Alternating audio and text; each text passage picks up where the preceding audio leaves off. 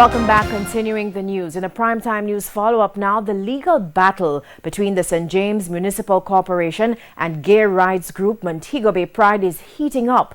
Now, although the courts this week granted the group permission to hold a public forum at the Cultural Center today, the event did not go ahead as planned.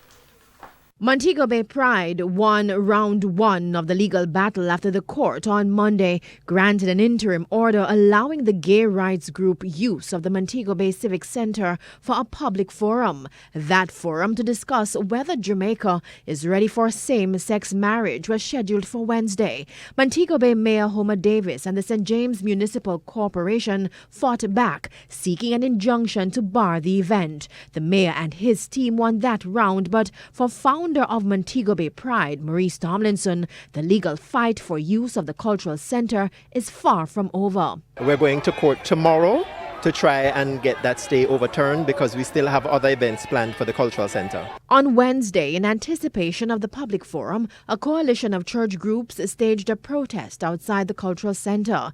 The placards documenting their views on same-sex marriage, homosexuality, and the buggery law, among other things. Deacon Adrian Brown journeyed to Montego Bay from Kingston. We are standing with the mayor and the people of Montego Bay that is opposing the imposition of the LGBT in the city. Mr. Tomlinson went unnoticed outside the cultural center. We sought his views on what was happening. I think it's a very unfortunate thing that these persons decided to have this conversation outside. The purpose of the event today was a public forum for them to address the question, is Jamaica ready for same-sex marriage? We were not going to have any same-sex weddings. We're asking them to come and have a dialogue inside in the cool, air-conditioned comfort. And all of this could have been captured, for social scientists, etc., who were researching the issue. Because the reality is Jamaica isn't insulated. This is something that's happening around the world.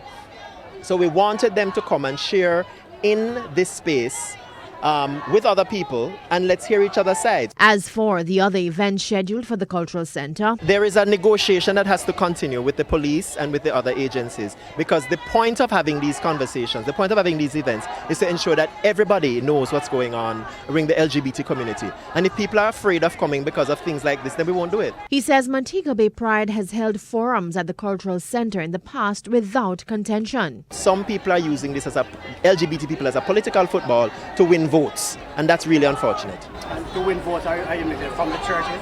From the churches, and also to distract from the fact that there are issues that they can't control. There are issues of crime, there is issue of corruption, there's the issue of children being raped by churches. Those issues are too hard for them to tackle, but they can go after gays because we are easy.